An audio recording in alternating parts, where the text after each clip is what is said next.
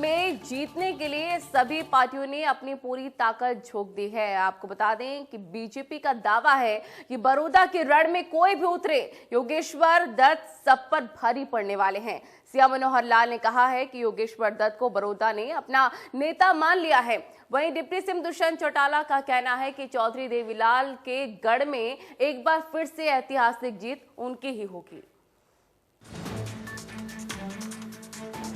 बड़ौदा के चुनावी दंगल में योगेश्वर दत्त को जिताने के लिए बीजेपी और जेजेपी ने अपनी पूरी ताकत लगा दी है। दावा है कि इस बार योगेश्वर दत्त ही बड़ौदा के सुल्तान बनेंगे। सीएम मनोहर लाल का कहना है कि बड़ौदा में उपचुनाव को लेकर लोगों में भारी उत्साह है और यहाँ के लोगों ने योगेश्वर दत्त को अपना युवा नेता मान लिया है। कल 5 सभाएं करके आया हूँ। अभूतपूर्व वहाँ उत्साह था और उस उत्साह को देख करके और खास करके वहाँ जो नौजवान तबका है, जिन्होंने योगेश्वर पहलवान को एक चहेते कैंडिडेट के रूप में उन्होंने स्वीकार कर लिया है और मैं निश्चित रूप से कह सकता हूँ कि योगेश्वर पहलवान हमारा जो जेजेपी का साझा कैंडिडेट है, उसको निश्चित जीत होगी बड़े भारी माध्यम से। हमारा मुद्दा विकास का मुद्दा है। हमने विकास के लिए जो कुछ वहाँ के लोगों की मांग थी उसके ऊपर उसके काम कर दिए हैं। आगे के जो वायदे हैं तो उनको बता दिया कि 11 तारीख के बाद सारे शुरू होंगे। किसी प्रकार का कोई जात पात का मुद्दा वहाँ नहीं। मैंने 165 करोड़ रुपया पिछले 4 महीने में इस विधानसभा क्षेत्र में लगवाए। अच्छा, निश्चित तौर पर आपने वहाँ काम करवाए तो लोगों में संतुष्टि मिली? बिल्कुल। वहाँ पीने का, वहाँ अस्पतालों की स्थिति है, वहाँ पढ़ाई के नाते से जो व्यवस्थाएं करनी वो हमने की है। वहाँ जो काम लोगों ने बताए, ग्राम पंचायतों में भरपूर पैसा भेजा है, गली नाली बनाने के लिए भरपूर काम किया। बड़ौदा का रण जीतने के लिए डिप्टी सीएम भी लोगों के बीच पहुंच रहे हैं। गंगाना गांव में पहुंचे डिप्टी सीएम दुष्यंत चौटाला ने कहा कि बड़ौदा चौधरी देवीलाल का गढ़ रहा है। इस बार योगेश्वर दत्त की यहां से ऐतिहासिक जीत होगी। हमारा भाई योगेश्वर भारी बहुमत से सीट को जीतने का भी काम करेगा और एक इतिहास बड़ौदा के अंदर दिखाएगा।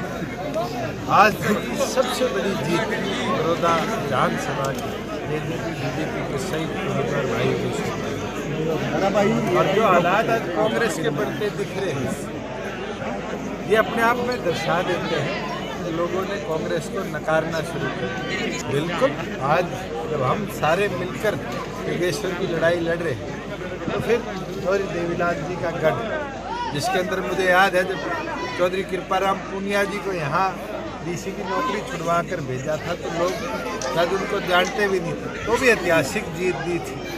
आज उस गढ़ के अंदर दोबारा आज हमारा संयुक्त उम्मीदवार जीत हासिल। दीपेंद्र हुड्डा कहते हैं कि का है, उनके पिताजी का है, कुमारी शैलजा का है, इसका ही फैसला नहीं कर पा रहे और आज एक ऐसा उम्मीदवार वो लोग लेकर आए हैं जो केवल मात्र बात ही है घर की हाजिरी की करवाई। मुझे लगता है जनता की हाजिरी, जनता की सेवा प्राथमिकता है और योगेश्वर बड़ी अच्छी तरीके से भूमिका निभाएंगे। बड़ौदा उपचुनाव में गरमाई सियासत के बीच आरोप प्रत्यारोप का भी दौर जारी है। गृह मंत्री अनिल विज का कहना है कि कांग्रेस को बड़ौदा में अपनी हार अब नजर आने लगी है। ये भूपेंद्र सिंह हुड्डा की बुखलाहट है और मेरा जिंदगी का अनुभव है कि चुनाव में जो व्यक्ति रोता है, शिकायतें करता है, समझ लो कि वो हार रहा है। डिप्टी स्पीकर रणबीर गंगवा का कहना है कि बड़ौदा के गांवों का रुझान बता रहा है कि योगेश्वर दत्त भारी बहुमत से जीतेंगे। बड़ौदा की जनता ने सरकार के साथ रहने का मन बना लिया है। बड़ौदा हल्के के कई गांवों में जाने का मौका मिला इस चुनाव के अंदर और मैं लोगों के रुझानों को देखते हुए कह सकता हूं कि योगेंद्र जी जो हमारे देश की शान है, भारतीय जनता पार्टी ने जो खिलाड़ियों को मान सम्मान देते हुए टिकट देने का काम किया है, भारी मतों से विजयी होंगे। कुल मिलाकर बीजेपी का दावा है कि योगेश्वर दत्त बड़ौदा में इस बार कमल खिलाकर रहेंगे। हालांकि अब चुनाव की घड़ी नजदीक है, देखना होगा कि बड़ौदा की जनता बीजेपी के दावों पर मुहर लगाती है या नहीं। Bureau report, India news, Haryana.